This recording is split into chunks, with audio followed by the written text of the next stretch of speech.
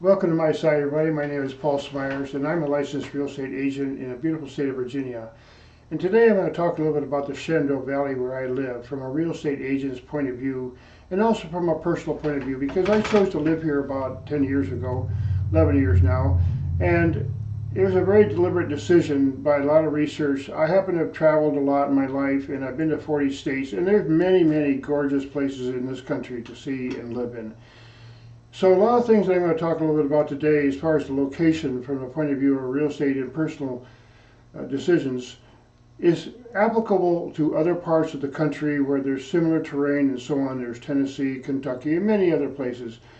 But I chose to live in the Shenandoah Valley for a particular reason. I have a family member who also lives nearby, but that was part of the decision. It was one of the best decisions I ever made, frankly, and I'll tell you why from a homesteading point of view.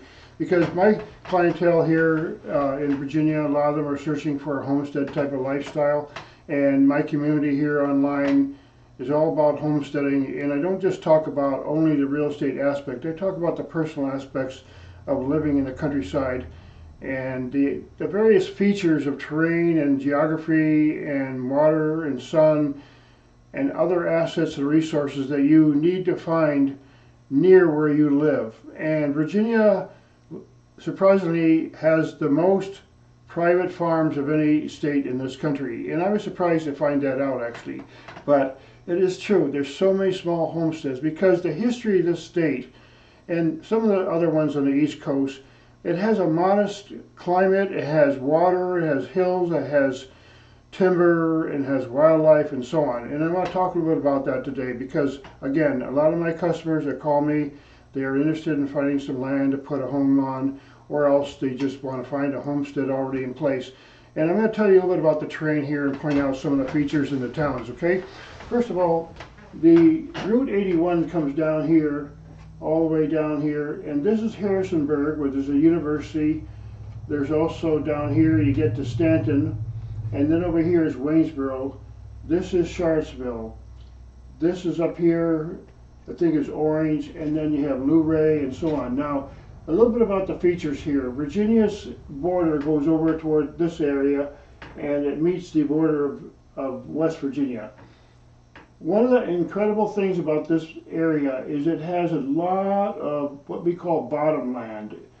Basically, however the terrain formed over the centuries and thousands of years, it ended up where we have a lot of runoff of water coming from these hills, and we have a lot of wildlife and so on that lives there, and all kinds of timber and so on, and scenery.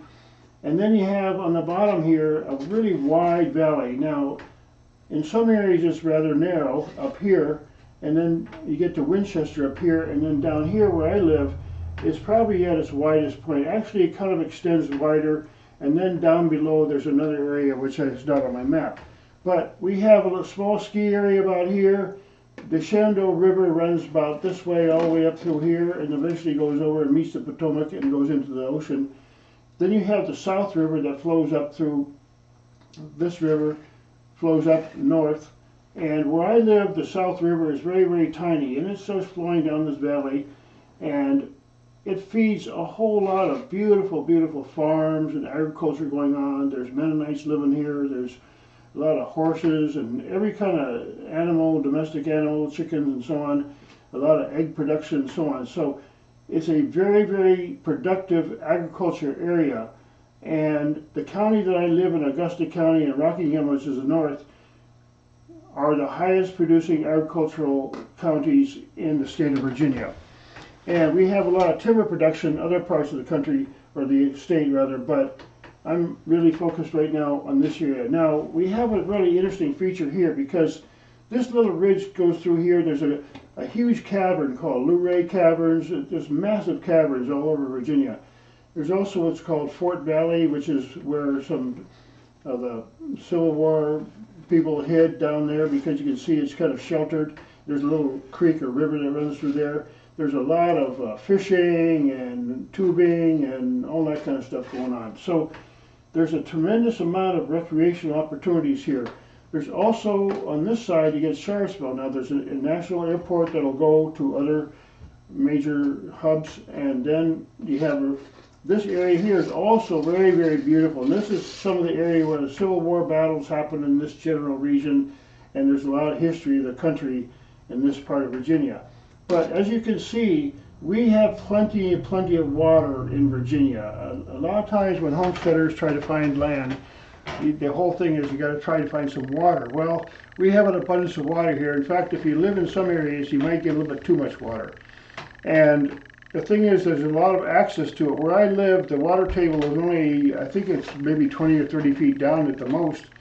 And I live on a road that has named after springs, and there's all along this road, there are runoff from the Shenandoah, the Blue Ridge Hills, the western side of the Blue Ridge Mountains coming down and feeding, again, I live down here, so all the runoff that comes down here goes into the valley and feeds all these farms, and the railroad goes through there.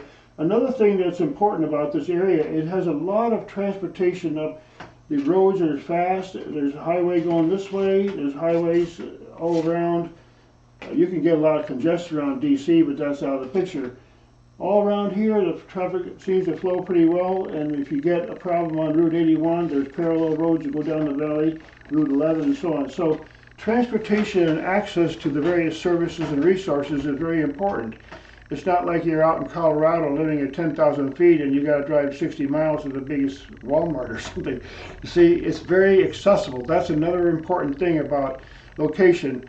Location is a big factor in, of course, real estate. And we have the micro location, the individual property and so on, or maybe the town. But then you have a region that you live in. Down below here, if you follow 81 down here, you get to Lexington, which is very active, and it intersects with Route 64, which goes west into West Virginia. And then you got 81 that goes all the way down, and it's beautifully scenic all the way down into North Carolina.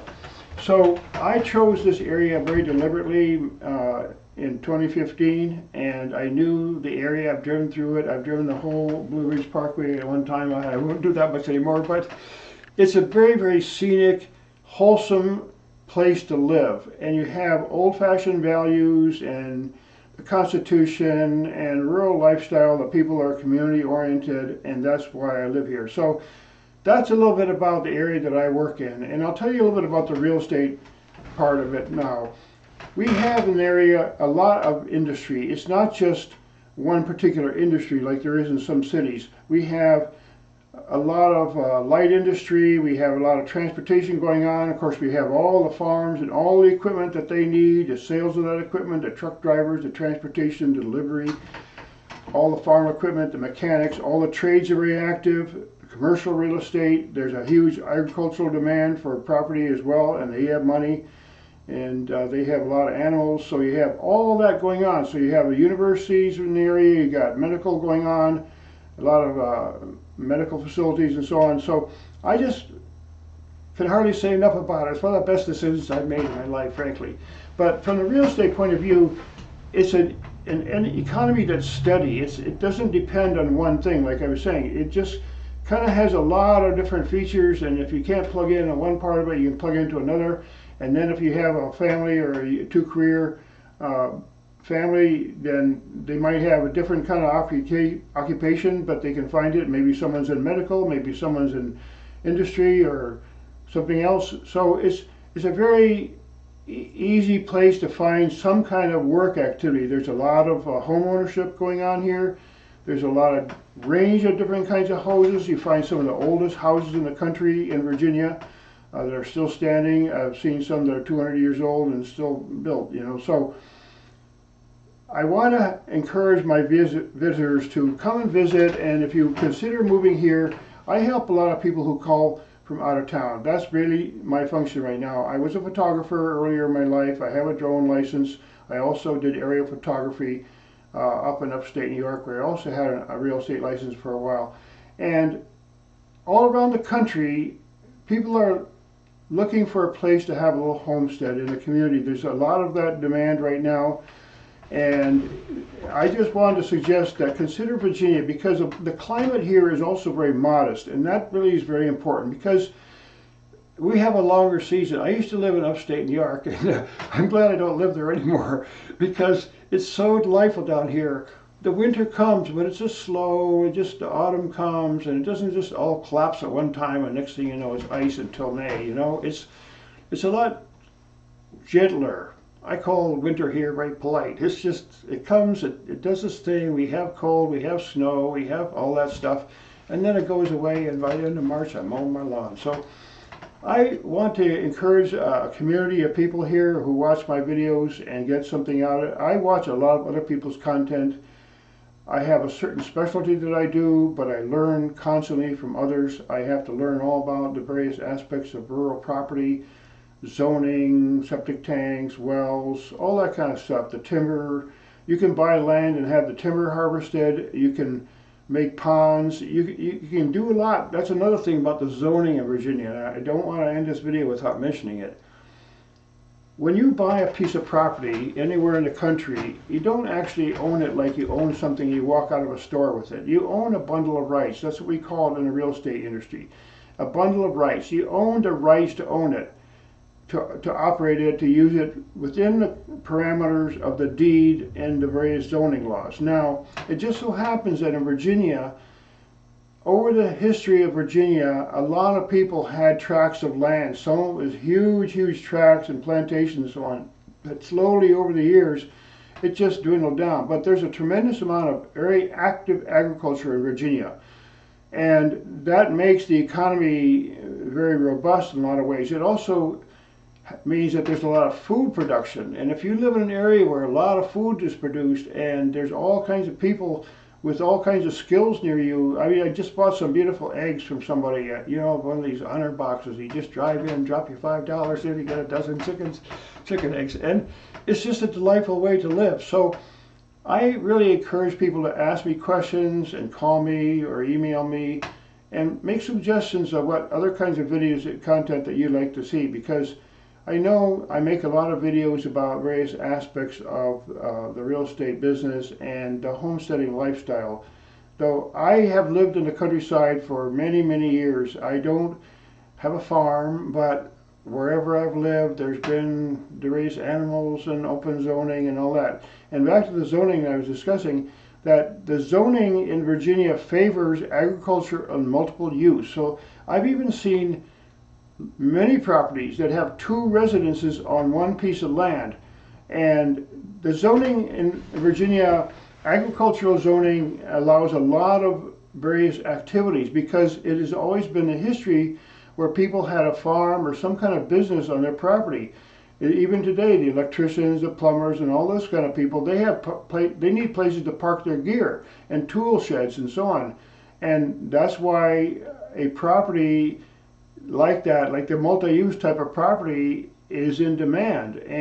But in Virginia, we're very fortunate because it has a long history of it. It's supported by the local governments, and they want to encourage the use of the proper use of land.